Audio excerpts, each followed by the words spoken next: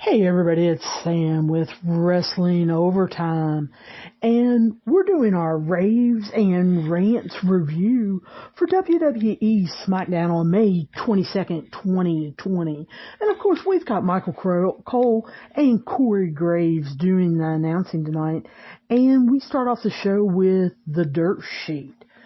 And Miz and Morrison are out there, and they're just kind of talking and kind of going back and forth. They're making fun of Otis for being Mr. Money in the Bank, and I can't say that I blame him. He should not be Mr. Money in the Bank. And then they start talking about how people like Braun Strowman are enabling Otis by being his tag team partner, by, saying that there's a possibility that he could sneak up on Braun Strowman and other things like that. So I get where they're coming from. And then they talk about Braun Strowman himself and how Bray Wyatt even replaced him with puppets. And I think they did a little bit of foreshadowing with Miz's comment that he specifically said Braun is a fool if he thinks Bray Wyatt is done with him. And I think Miz said that comment on purpose because I don't think that Bray Wyatt is done with Braun. And I think that will be our match for SummerSlam, is Bray Wyatt versus Braun Strowman. Of course, Braun Strowman takes offense to this and comes out. And John Morrison kind of hands Miz to Braun Strowman by suggesting that they have a match. Well, they do, and so it's Braun Strowman versus The Miz, and of course John Morrison is outside the ring. Strowman controlled most of this match, and at one point he even took care of Morrison. He ended up hitting Miz with the running power slam for the win. Now, I want to talk about that for a minute. I don't know about you guys, but I think in this day and age, if you're going to be a WWE World Champion, I think that you should do a better finisher than a running power slam. Yes, I know he is the monster among men, but I would hope that you could do something a little different than a running power slam. But anyway, Miz and Morrison get this bright idea to challenge Braun to a handicap match at Backlash for the Universal Championship. Why? I don't know. Why Braun Strowman agreed? I don't know. Why WWE thinks that I want to see this match? I don't know. Because I don't.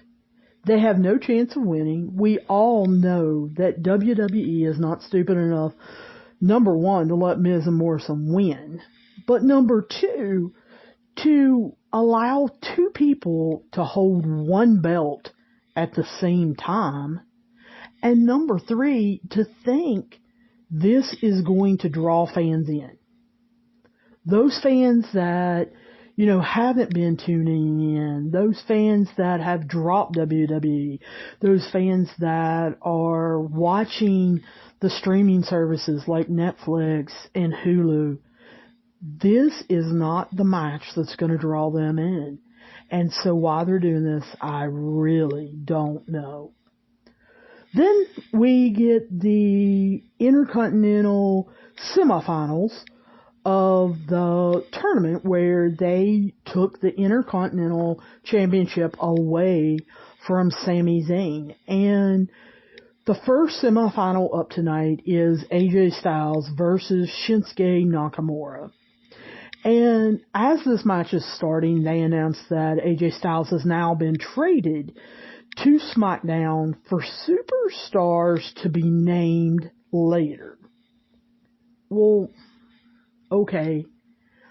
I'm going to try to write that down and remember that, because I want to know, what superstars are you going to trade that's going to equal AJ Styles? But anyway, this match, I don't even really know what to say. It was a good match, but AJ Styles and Shinsuke have wrestled numerous times.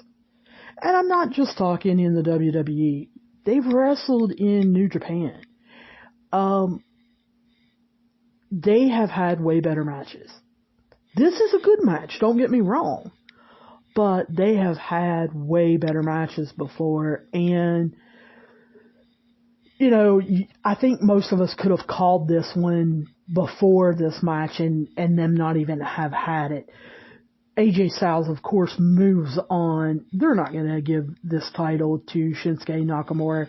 He didn't do anything with it the last time he had it. So AJ Styles ended up hitting the phenomenal forearm for the win to move on. Now, this next match, I was definitely interested in. They got me excited for it last week, and I told you guys about it. It was Charlotte Flair versus Bayley. Last week, Charlotte Flair come on and threw a lot of snide comments at Sasha Banks. And then Bayley actually challenged Charlotte to a champion versus champion match. And we see, as they're getting ready for this match, that Bayley tells Sasha Banks that she doesn't want her out by the ring. She wants everyone to see her win on her own. Now, Sasha Banks, you can tell, doesn't like this by the face she makes and by her body language. And let me tell you, I think throughout this whole, while they've been teasing, you know, Sasha Banks turning on Bayley, Sasha Banks really has acted this well. And I think that what has drawn the fans into this. But Sasha, they keep showing her throughout the match. She's watching this backstage on TV. And we see the match start, and Bayley starts off doing Ric Flair's strut. After she started off pretty strong. Charlotte then took over and even grabbed Michael Cole's headset at one point to yell for Sasha to come out. But we saw Charlotte kind of tweak her knee, and then Bayley hit Charlotte's head up against the ring post. So that allowed Bayley to have a little bit of a comeback, where I loved when she started yelling, "This is my house." Of course, Charlotte had to take back over. She got Bayley in a Boston Crab, and Bayley grabbed the ropes for the break. Then Charlotte rolled Bayley up, and Bayley reversed and rolled up Charlotte and held onto the ropes to get the win. Now, let me tell you, the best part of this match was right after that, as Bayley got the win, Charlotte rolled over and gave her a sly grin, like, yeah, you got me that time. I wasn't expecting you to reverse it and you to get away with holding onto the ropes to hold me down. You got me this time, but probably going to get you next time. You could tell that in Charlotte's smile. And they even went back to that. The Smackdown cameraman went back to that a couple times as Charlotte was shaking her head and smirking and, like I said, giving Bayley that smile like, you did, you got me that time. And so I kind of like that. Then they announced that Charlotte's gonna be in a triple threat match against Rhea Ripley and Io Shirai for her NXT championship on June 7th at TakeOver in your house. Well, if I would have known that, I definitely would have predicted that Charlotte wasn't going to win this match. They're not going to want her to show off and beat Bayley and then go on to win a triple threat match. And I'm calling it here. I am predicting that Charlotte will keep the title, even though I would love to see Ripley get it back since she held it for such a short time. I think she needs it back. I think Charlotte keeps it. I don't think she has accomplished everything that WWE wants her to down there, such as bringing ratings up and really building up the women's division down there. But I don't think Charlotte has accomplished everything that she wants to accomplish down there. Maybe that title, I don't know if it'll turn over at SummerSlam or not. Probably SummerSlam or sometime this fall in a TakeOver, Charlotte will give it up. I can't see her holding it throughout the year. But I don't look for it to be this TakeOver. Then our next match that we get is Mandy Rose and Otis versus Dolph Ziggler and Sonya Deville. Now, this is what we've been waiting for. At least I have been waiting for it. I think this match is happening probably a month too late. This probably should have been done at Money in the Bank, if not WrestleMania. And I'll be honest with you, as this match was starting, I thought to myself, gee, I would love it if the Smackdown mystery hacker would pop up right now and reveal something about Mandy Rose or Otis talking about each other. Because I think that would have been cool. They haven't did anything with the mystery hacker on SmackDown in a little while. They did that short promo last week, but he or she hasn't really revealed anything recently. And I think you need to kind of keep that storyline playing. And I think it would have been interesting or, kind of cool to reveal Mandy casually mentioning something about Otis to someone backstage. Or even Otis talking about something that he doesn't like about Mandy to someone backstage. I think that this would have been a good time to do that, and then you could have had those two questioning each other, or even arguing during this match.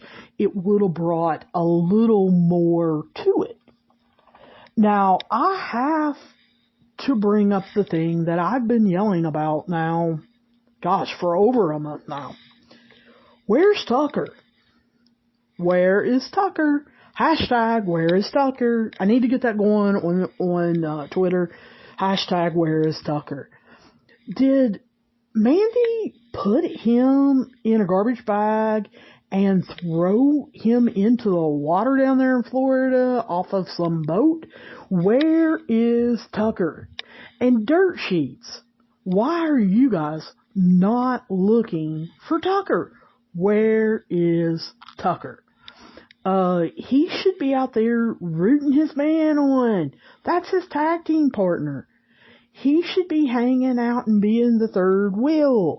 Where's Tucker? But anyway, this turned out, I don't know, to be an okay match. It wasn't as good as I had dreamed it up to be. And the first reason is they won't allow Dolph to be Dolph. I've said this before. Dolph Ziggler, number one, is one of the most underrated wrestlers in WWE. Him and Cesaro are probably tied. They are technical wrestlers, and Dolph Ziggler should be able to show that off. Two, he needs to be his cocky self. He should be hitting moves against Otis and being proud of himself, or taunting Mandy, or even looking back at Sonya and saying, hey, did you see that? He really needs to be true to himself. Three, Dolph Ziggler is an accomplished college wrestler. He's real. He's in their Hall of Fame at Wright State. Let him show off. Remember, he is the show off. So allow him to do that. I cannot stand that basically they are making Dolph Ziggler sell for Otis. You know, Otis should not be able to belly bump him and send Dolph Ziggler clear across the ring. Come on. That is not reality. And can we also talk about how I do not want to see Otis gyrating? I do not want to see his pelvis thrust at all. It's gross. Every time he does that, Sonya Deville should be making faces and acting like she's going to throw up and just saying how gross that is.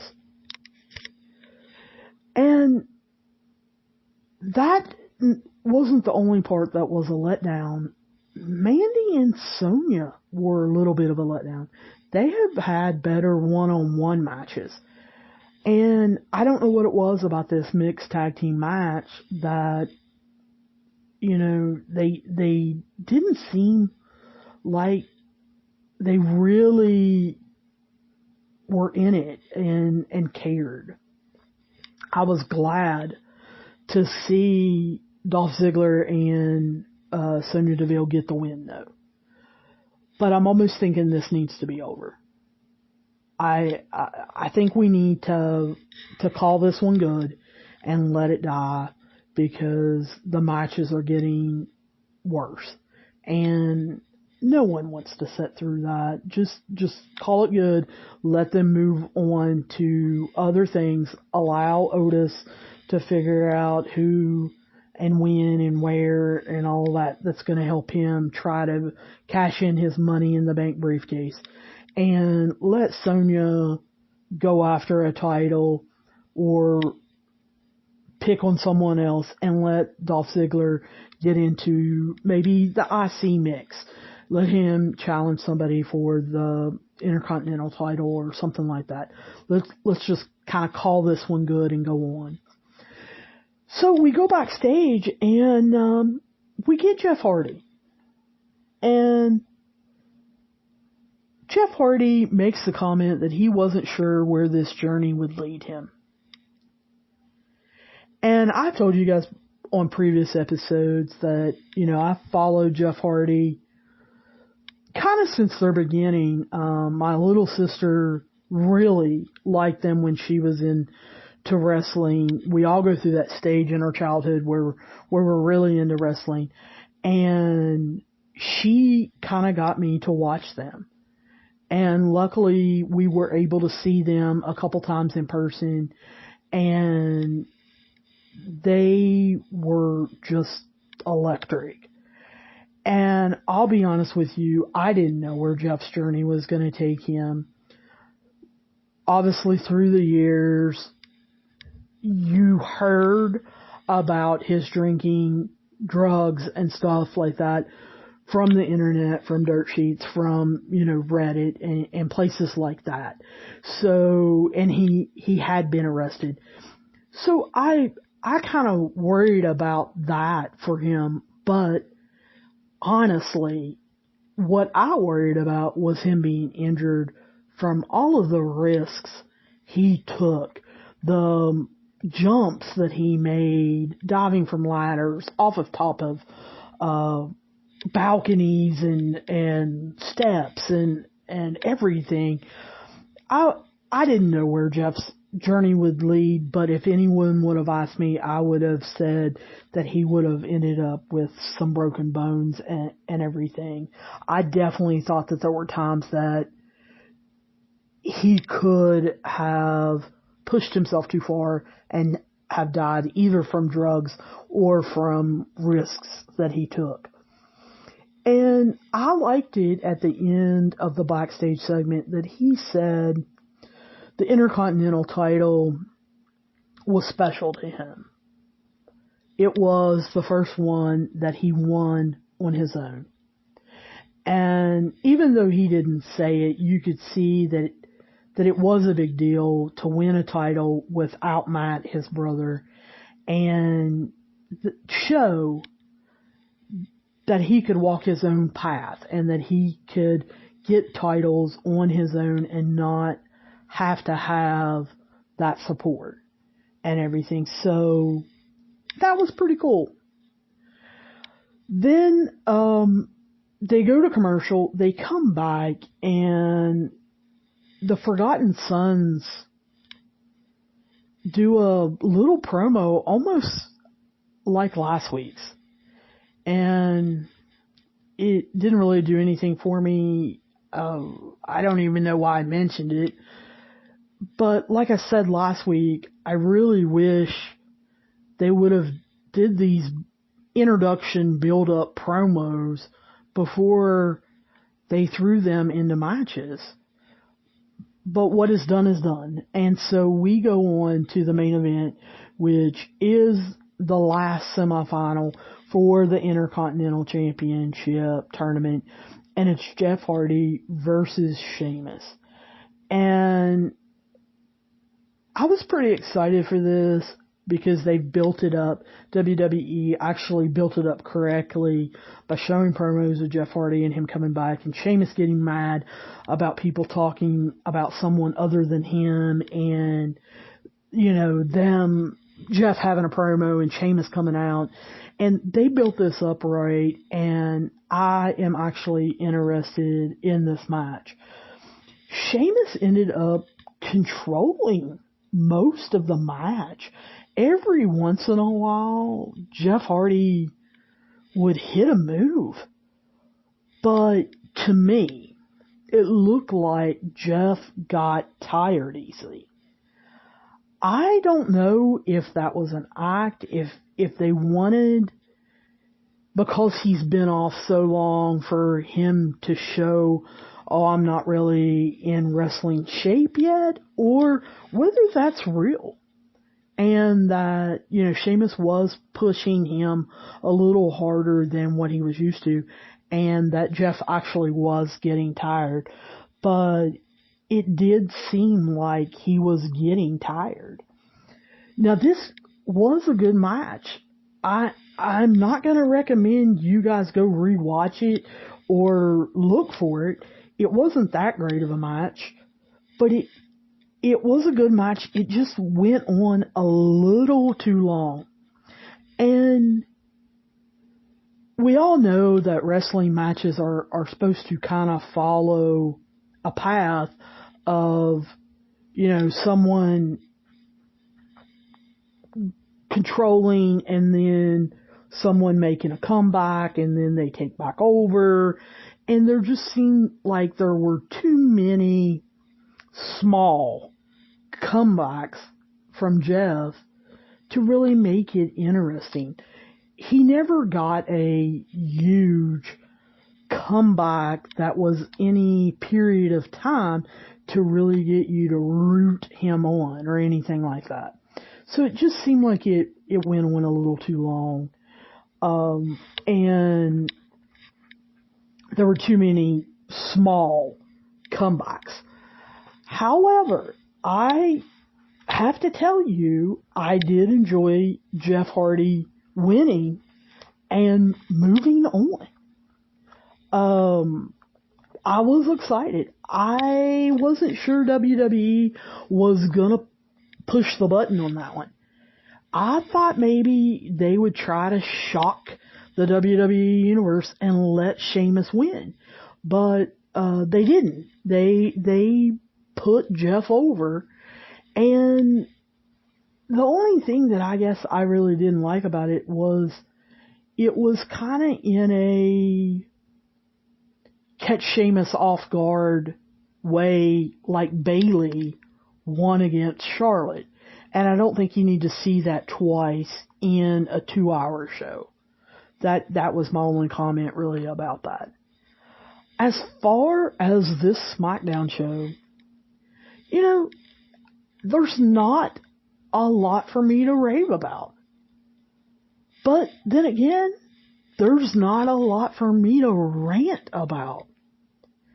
It was an okay show.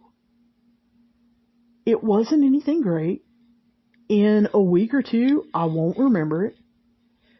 But maybe that's what WWE wants. They want these okay shows that you're not going to remember were horrible, but you're also not going to remember how great they are. I don't know. I don't know what WWE now is going for. What are they wanting? What are they trying to accomplish?